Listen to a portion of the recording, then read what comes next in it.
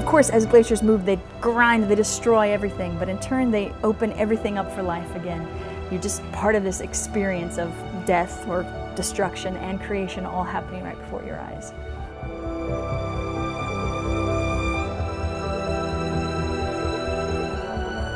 It's just so full of life, and I'm attracted to places that are alive. To think that it was carved out by ice that made such beauty and majesty. It's just, no other place on earth does that with me, you know. It's the home of my soul.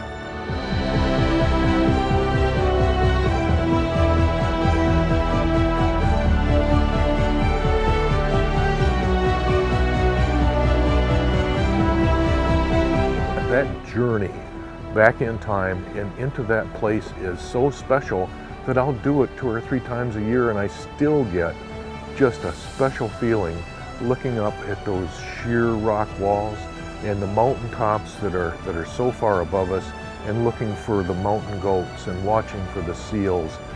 And it's an indescribable feeling. It's a wonderful feeling, and I get that every time I do it. Every time I do that.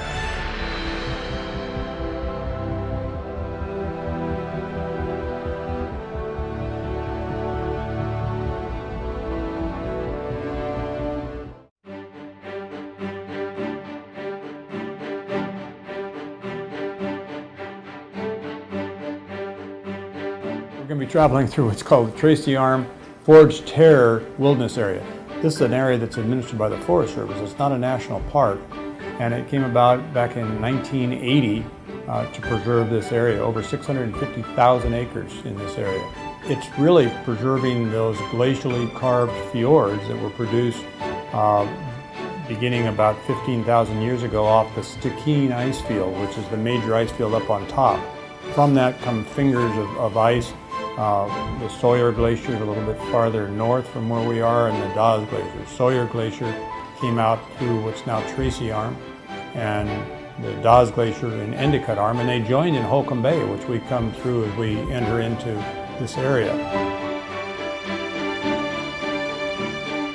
One of the real tricks is to get into either one of the arms over their terminal moraine, over the pile of debris that was left there when the ice melted away, because that actually makes a very shallow area. And at low tide, some of the bigger ships can't even get over it, so they have to wait for high tide. That sometimes affects the timing of us going in and out. And there's actually some buoys you might see that mark where we come through that pass, a lower spot in the moraines. Ice advanced 26 miles, and 400 years ago, we wouldn't have been able to go even into the entrance. So as that ice flowed through that canyon and carved it out, it pushed a lot of debris and rock ahead of it, the remnants of what the glacier bulldozed ahead of it. But the deepest water is right in the center cut of the channel. So the captain has to line those 2 buoys up and take this giant cruise ship right down the middle.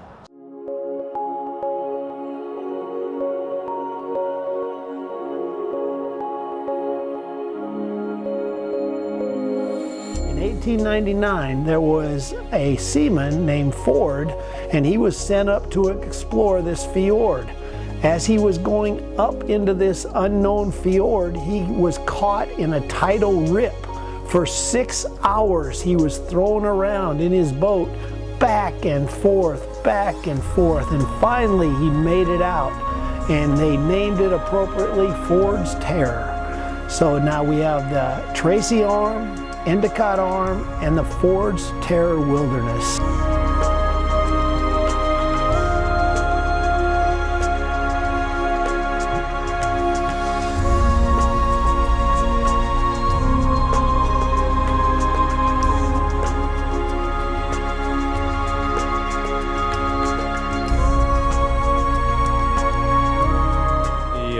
Really interesting thing I think about the designation is it came about in 1980. That's exactly 100 years from the time that John Muir first came in and saw this. That was 1880 when he came through. And he recognized that if you were to flood Yosemite Valley, it would look just like one of these fjords, which is indeed the case. This was really revolutionary at the time because It had only been a few decades that the idea of a worldwide glacial period had ever been suggested, the idea of an ice age. And so it was still controversial. And for Muir to link what was going on up here to the ice that had carved Yosemite, not the same ice mass, but the same methodology, was revolutionary. And it caught on very quickly because clearly people could see the evidence for that.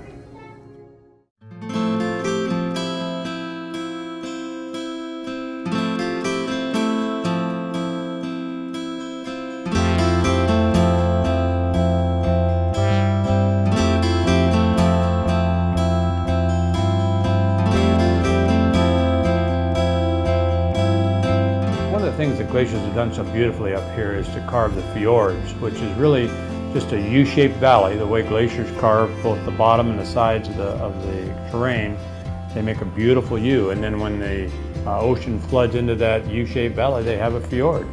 A lot of people don't realize that many of the fjords are carved far deeper than the water level itself, because the ice, of course, is about 90% below the sea level, and so they can carve well below. Makes beautiful, steep-sided and deep canyons called fjords.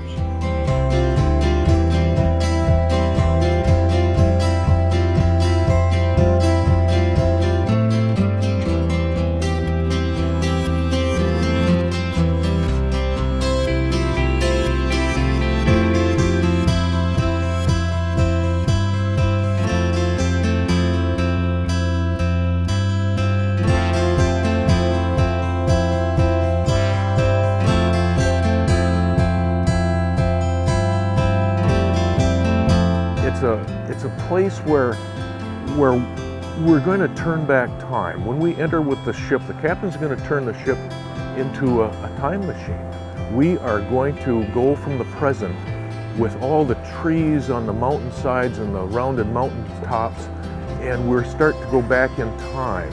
Eventually the trees will thin out and you'll see more brush and more grass, and eventually the brush and the grass will thin out until there's only moss covering the steep, wet, rocky sides of a very narrow fjord.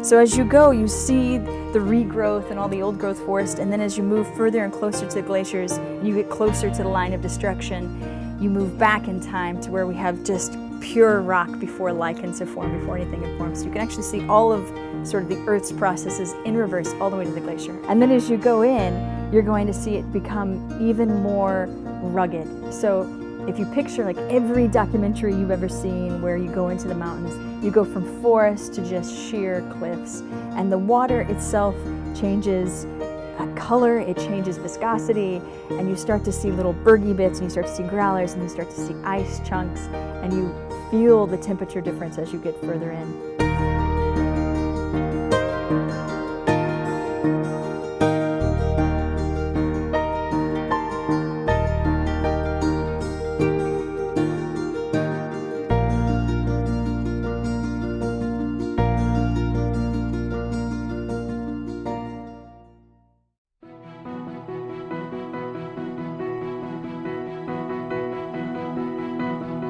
A couple ingredients to make a glacier. One of them obviously is it's got to be cold, but you have to have precipitation. There were areas of central Alaska that had no ice in them at all during the last period we call the Ice Age. And that's because they didn't have enough precipitation. But if it's cold enough and you have precipitation, you're going to get a buildup of snow year upon year. It's going to accumulate, press out the air, make the snow more and more compact. Eventually you've got ice. And if it's flowing down a hill, we call that a glacier. So a glacier is a river of ice, and glaciers start up in the mountains. So snow falls up in the mountains, and then as it falls, provided it survives a year, and more snow can fall, and that survives a year until eventually it compacts itself. And then it's so heavy that gravity itself pulls the ice down to the lowest point. So glaciers flow because of gravity. They're being pulled by gravity downhill.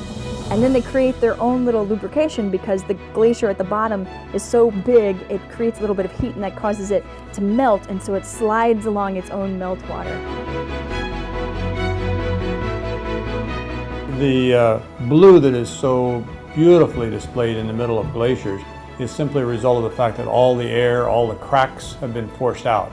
When you bury snow and then eventually ice 200 feet or so beneath the surface, there's enough pressure to seal it up, and then when light goes through, it's refracted, bent, and the only thing that actually gets reflected back is the blue light. Once the ice begins to open up, like if an iceberg gets into the sea and begins to melt, it cracks, opens up space, the blue goes away, it turns white again.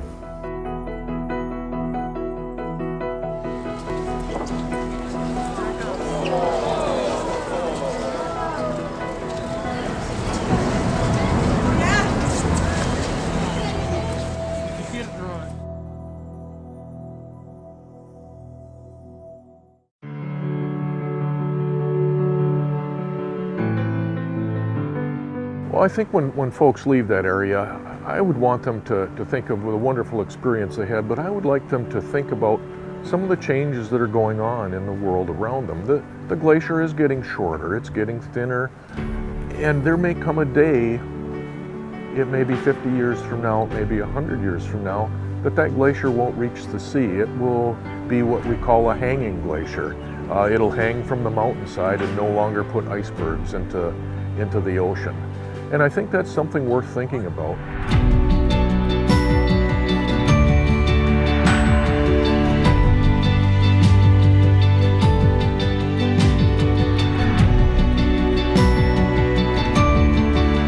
It's such a metaphor for life to see these bushes and stunted trees growing right out of the rock walls. They shouldn't grow there. I mean, there's no soil. What we're seeing on that rock wall is like a metaphor for life. What those bushes and trees are telling us is that home isn't the house where we live. If you yourself are well rooted, you can plant yourself anywhere and grow.